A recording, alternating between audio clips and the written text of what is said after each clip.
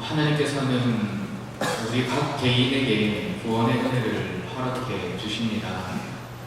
우리가 예수님을 믿는다고 하더라도 본인 자신이 예수님을 믿지 않는다면, 온 가족이 예수님을 믿는다고 하더라도 본인이 예수님을 믿지 않는다면 그 사람은 구원을 받지 못합니다.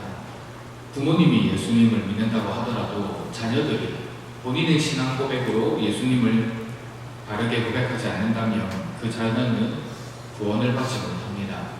우리가 구원을 받는다는 것은 구원을 받는 그 당사자, 내가 신앙 고백하는 그 당사자의 믿음의 고백을 하나님께 올려드려야만 우리는 구원을 선물로 받을 수가 있습니다. 이 구원은 개인의 것입니다. 그런데 성화는 다릅니다. 성화는 거룩하게 되어가는 삶의 과정인데 그것은 하나님께서 각 개인에게 주신 것이 아니라 성화는 공동체를 통하여 이루어갈 수 있게끔 하셨습니다.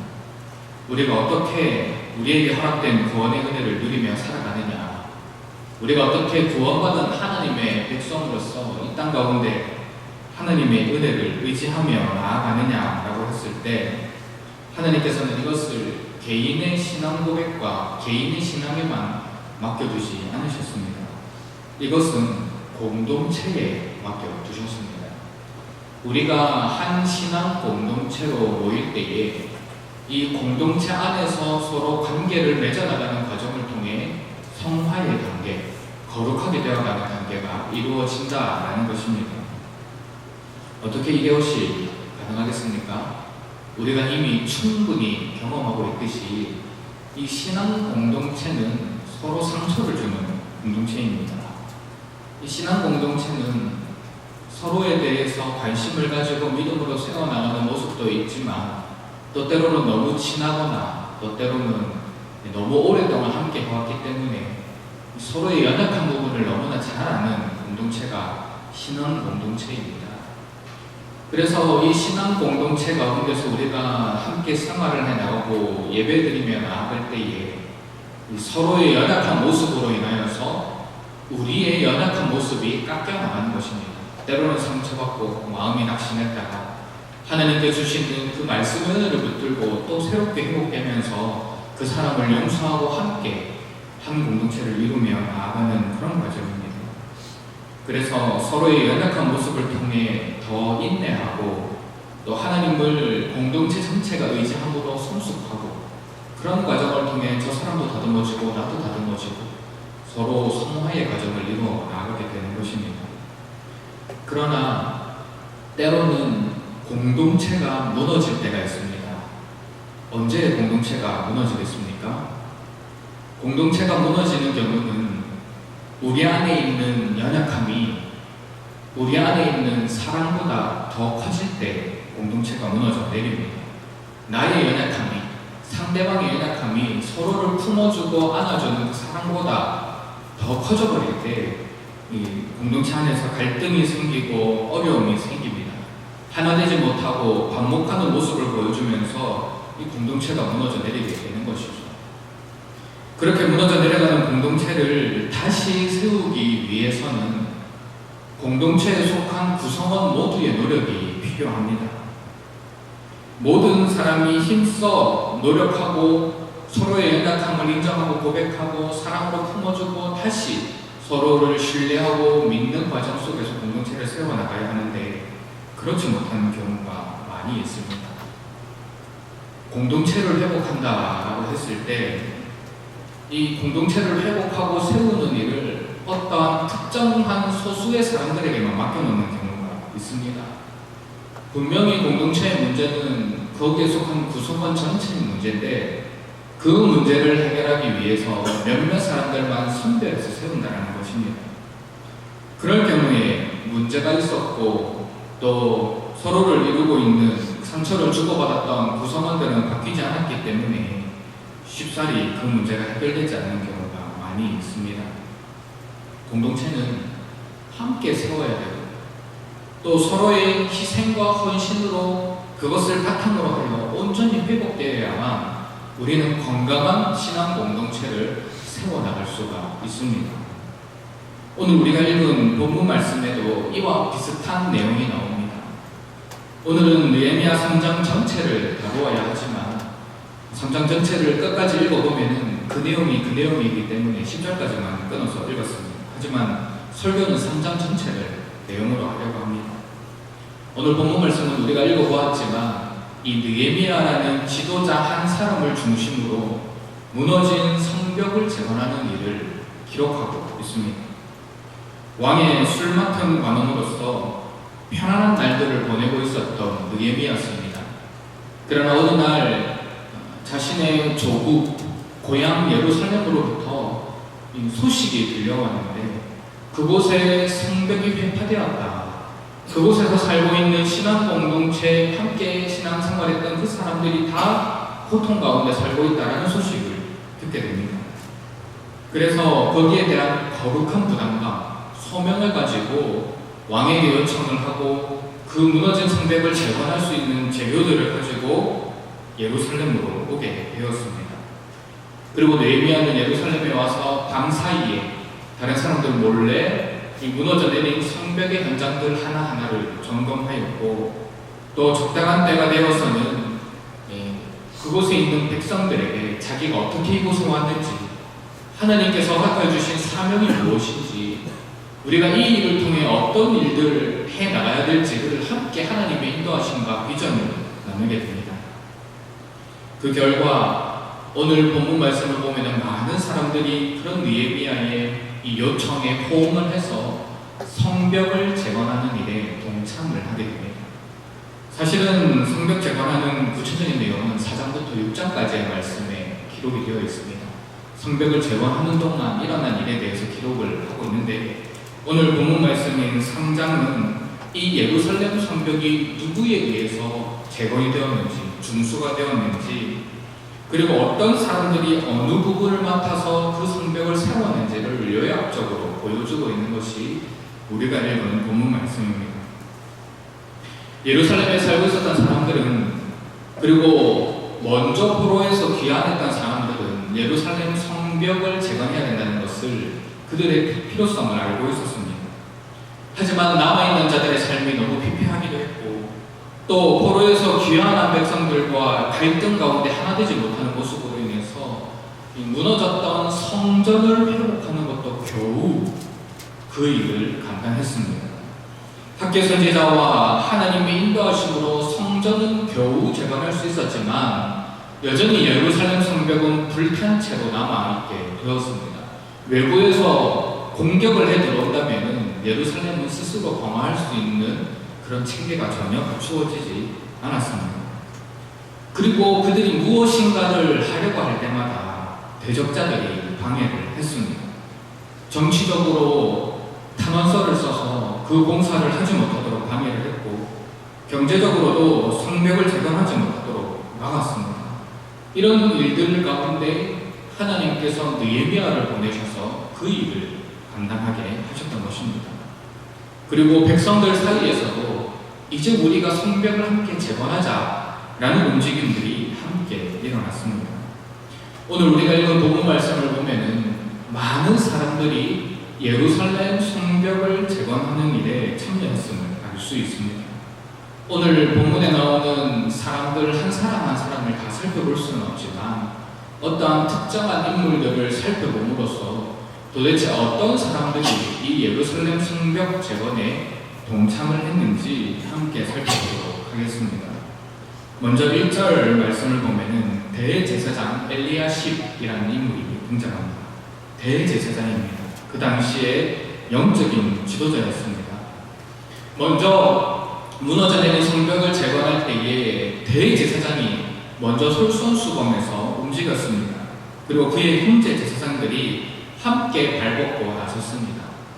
제사장들은 자기들이 가지고 있는 영적인 권위, 그것을 가지고 있고 하나님의 말씀과 율법과 제사를 집례한다는 이유로 대접받기만 했던 자들이 아니었습니다. 그들은 어려운 일에 먼저 솔선수범해서 성벽을 세우는 일에 먼저 일을 했습니다. 먼저 가진 자로 백성들을 섬기는 그 모습을 보고 많은 백성들이 성벽 재건하는 일에 동참할 수가 있었습니다. 이런 제사장들의 움직임은 백성들의 마음을 움직였습니다. 이전에는 여리고 사람들도 성벽 재건에 동참했다라고 되어 있습니다. 혹시 지도가 올라올 수 있나요? 지도가 사실 작아서 잘 안 보이시겠지만 여기서 보면은 녹색으로 표시를 해놓은 데가 예루살렘입니다. 밑에 표시된 네모 박스가 예루살렘이고 위에 표시된 박스가 여리고라는 지역입니다. 여리고라는 지역은 북쪽에서 이 예루살렘으로 올 때에 반드시 통과해야 하는 지역이었습니다. 그런데 엄밀하게 따지면 이 여리고라는 지역은 지도에 보시는 것과 마찬가지로 거리가 좀 떨어져 있습니다. 지도상으로 보면은 40km 정도 떨어져 있다고 합니다. 그래서 그들은 사실은 예루살렘과 직접적인 관련은 없었습니다. 그러나 그곳에 사는 사람들은 예루살렘 성벽 재건이라는 이 위대한 사명 앞에 자신을 헌신하기로 결단을 했습니다. 5절 말씀을 보면 또 다른 사람들이 등장합니다. 5절 말씀에 어떤 사람들이 등장하니까 드고아 사람이 중수하였다라고 되어 있습니다. 여기서 말하는 드고아라는 지역은 베들레헴 남쪽에 있는 도시로 예루살렘에서 약 15km 정도 떨어진 곳에 위치해 있습니다. 지도는 잘 안 보이긴 하지만 이번에는 밑에 있는 네모 박스가 이 드고아라는 지역입니다. 그런데 이 드고아 지역에 있는 사람들에게 재미있는 표현이 뒤에 붙어 있는데 5절 말씀 뒷부분을 보면은 이렇게 기록이 되어 있습니다. 그 귀족들은부터 우리 같이 한번 읽어보실까요? 시작. 그 귀족들은 그들의 주인들의 봉사를 분담하지 아니하였으며 드고아에 사는 사람들은 성벽 재건의 일에 동참하기는 했는데 주인들의 봉사를 분담하지 않았다라고 되어 있습니다. 그러니까 무엇인가 지금 이 예루살렘에서 성벽 재건을 하는 사람들과 썩 좋은 관계는 아니었다는 것을 오늘 본문 말씀은 기록을 하고 있습니다. 그럼에도 불구하고 이들은 성벽 재건하는 일에 일부 동참해가지고 함께 예루살렘 성벽을 재건했습니다. 7절 말씀을 보면은 기브온 사람이라는 사람들이 등장을 합니다. 여기서 말하는 기브온이라는 장소는 예루살렘 북서쪽 9km 정도에 떨어져 있는 곳에 위치한 장소로서 이 베냐민 지파에게 제공된 성읍입니다. 여기에 보면은 네모 박스가 3개가 있는데 2개는 기브온이라는 도시와 그 바로 위에 붙어 있는 미스바라는 지역입니다. 이 기브온이라는 도시와 미스바라는 이 지역 도시에 있는 이 성읍에 있는 사람들이 함께 협력함으로 예루살렘 성벽을 재건하는 일에 동참을 했습니다. 지금 우리가 계속해서 살펴보듯이 예루살렘 성벽 재건하는 일에 예루살렘에 살고 있었던 사람들만 한 것이 아니라 그 주변에 함께 있던 여러 성읍들의 사람들이 함께 힘을 합쳐서 지금 이 성벽을 재건하고 있다는 것을 우리는 알 수 있습니다. 8절 말씀을 보면은 색다른 직업이 등장합니다. 우리 8절 말씀 한번 같이 읽어볼까요? 8절 말씀입니다. 시작. 그 다음은 금장세 칼헤야의 아들 우시엘 등이 중수하였고 그 다음은 형통장사 하네냐 등이 중수하되 그들이 예루살렘의 넓은 성벽까지 하였고 여기서 보면은 2가지 직업이 나옵니다. 한 가지 직업은 금장색입니다. 또 다른 한 가지 직업은 향품장사입니다. 이것은 그 당시 예루살렘 안에 상인들이 조직이 되어 있었다라고 하는 것입니다. 예루살렘에 있는 상인들, 그들 또한 예루살렘의 성벽을 재건하는 일에 자신의 삶을 드리고 물질을 드리고 마음을 들여 헌신했다라는 것을 알 수 있습니다. 9절과 12절 말씀을 각각 보면은 예루살렘 절반을 각각 다스리던 지도자도 함께 중수에 참여했다는 것을 알 수 있고 또 13절 말씀을 보면은 사모아 주민, 이 유다 남부 쪽에 위치한 성읍이라고 하는데 그곳에 살고 있었던 자들도 예루살렘 성벽 재건에 동참했습니다. 14절 말씀에는 벤학게름 지방의 사람들도 동참했다고 되어 있고 16절 말씀은 벳술 지방, 곧 헤브론 북쪽에 6km 정도 떨어진 곳에 위치한 성읍, 그곳에 있는 사람들도 저기 위치에 있습니다. 밑에 네모 박스에 있는 데가 그 베술 지방이라는 곳입니다. 그곳에 있는 사람들도 예루살렘 성벽 재건에 참했습니다. 그리고 쭉쭉쭉쭉 읽어나가면 여러 많은 사람들이 등장하지만 17절 말씀에는 레위 지파 사람들, 그릴라 성읍 사람들도 동참했고 22절 말씀을 보면은 평지에 사는 제사장들, 23절 말씀을 보면은 베냐민 지파 사람들 또한 성벽 재건에 동참했다라고 되어 있습니다. 그리고 우리가 하나씩 다 읽지는 않았지만 어떤 사람들은 자기 집 앞에 성벽이 지나가는 자리가 있으면은 그 부분만큼은 자기가 책임지고 그 부분을 준수했다라고도 성경은 기록하고 있습니다. 이렇게 예루살렘의 무너진 성벽을 재건하는 데는 정말 많은 사람들의 헌신과 노력이 있었습니다. 제가 이것을 여러분들에게 설명드린 이유가 있었습니다. 그것은 그 당시에 유대 땅에 살고 있었던 그 사람들이 성벽 재건이라는 이것을 하나님께서 허락하신 사명으로 받아들이고 또 다양한 종류의 사람들이 성벽 재건에 동참했다는 것을 말씀드리기 위해서였습니다. 본문 말씀에는 대제사장도 나오고 일반 제사장도 나오고 레위인도 나옵니다. 성읍을 다스리는 지도자도 나오고 일반 성읍의 주민들도 등장합니다. 또 우리가 함께 살펴봤지만 예루살렘에서 활동했던 상인들의 모습도 등장을 하고 있습니다. 심지어는 읽지는 않았지만 본문 말씀을 쭉쭉쭉 읽어나가다 보면은 여인들도 성벽 재건에 동참했다라는 것이 기록이 되어 있습니다.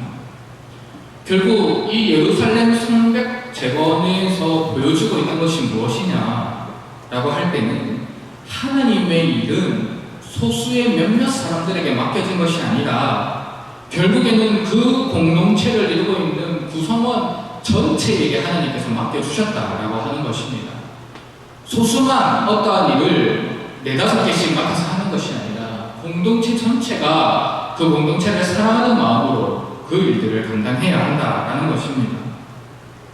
처음에도 말씀드렸듯이 어떤 공동체를 세워나가고 어떤 일을 감당해 나가고 무너지고 다시 회복이 필요한 그 일을 감당할 때에 우리는 앞서서 일하는 몇 사람만 일을 하도록 내버려두는 경향이 있습니다.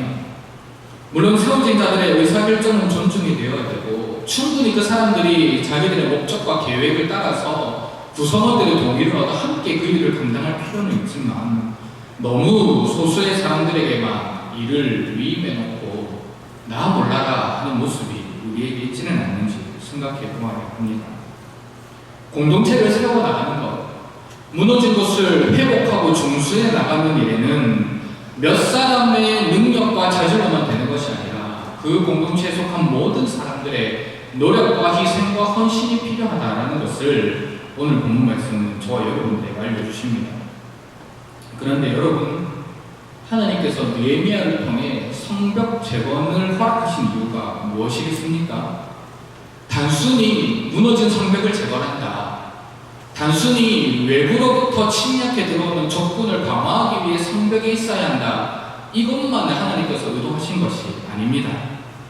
하나님께서 이 성벽 재건을 통해 의도했던 바는 지금 포로로 끌려가고 귀환하고 있는 그 오랜 기간 동안에 있는 그 예루살렘에 있는 사람들 사이에 갈등이 있었고 반목이 있었고 하나 되지 못하는 모습이 있었다라고 하는 것입니다. 아무도 희생하려고 하지 않고 아무도 다른 사람을 섬기려고 하지 않고 아무도 희생하려고 하지 않는 그런 모습들이 있었다라는 것입니다. 그런 사람들을 대상으로 성벽 재건이라는 하나의 목표를 허락해 주신 것도 우리가 살펴보았지만 예루살렘에 있는 사람들뿐만이 아니라 그 주변에 있는 수많은 사람들도 하나 되게 하신 것이 하나님의 계획과 목표였다는 것입니다. 이들은 하나님 안에서 서로 하나 될 수가 있었고 진정한 신앙 공동체를 세워나갈 수가 있었습니다. 이들은 이 일을 통하여 진정한 희생과 헌신이 무엇인지 알게 되었고 이 일을 통하여 공동체가 무엇인지 깨닫게 되었고 이 일을 통하여 왜 우리를 함께하는 자로 세워주셨는지 알 수 있는 좋은 계기가 되었던 것입니다. 하나님께서는 성벽 재건이라는 하나의 과업을 그들에게 던져주셨지만 하나님께서 기도하셨던 것은 무너진 공동체를 다시 회복시키는 것이었습니다. 성벽을 재건하는 것이 아니라 공동체를 재건해 나가기를 하나님께서는 원하셨다는 것입니다. 오늘 우리도 이 말씀을 통하여 우리 공동체를 조명해 볼 수가 있습니다.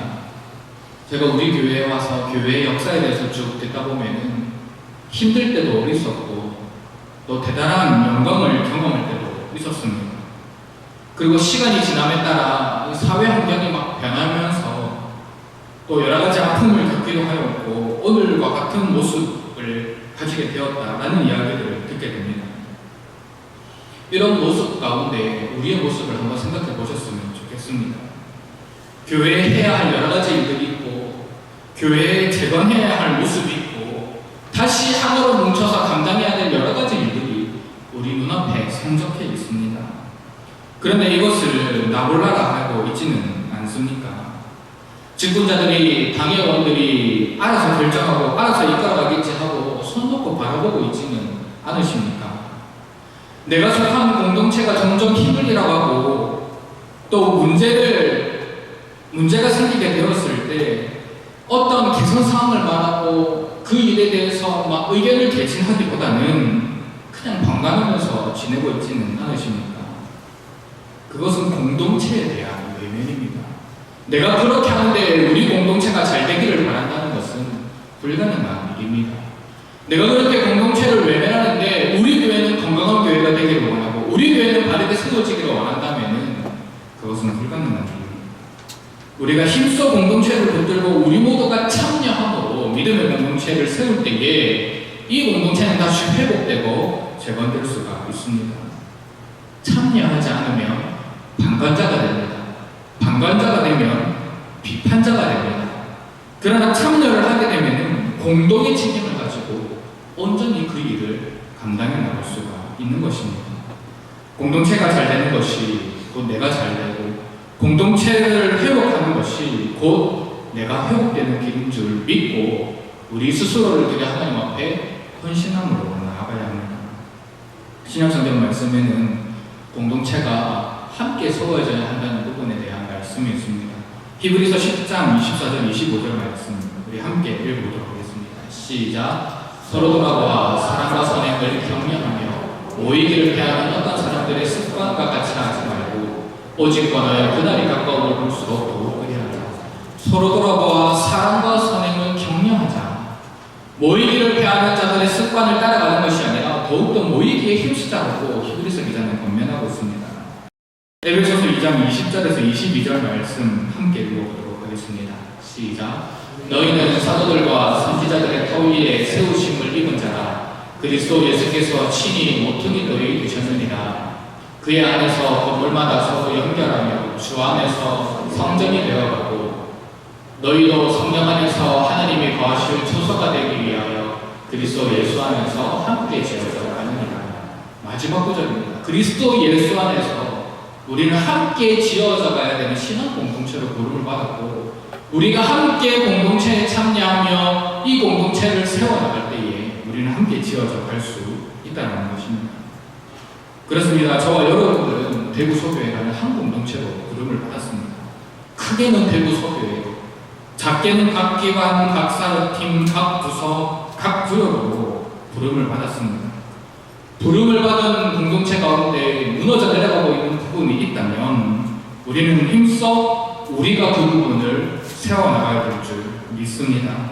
나의 헌신, 나의 땀방울, 나의 노력을 통해 주님의 몸된 공동체가 함께 세워져가고 또 나뿐만 아니라 우리 모두가 그 일을 감당해 나갈 때에 함께 세우는 성벽, 함께 세워가는 공동체로 인하여서 우리 교회가 더욱더 은혜의 공동체, 사랑의 공동체, 건강한 공동체가 될 수 있을 것입니다. 바로 원하는 이곳에 계신 우리 모든 성도님들은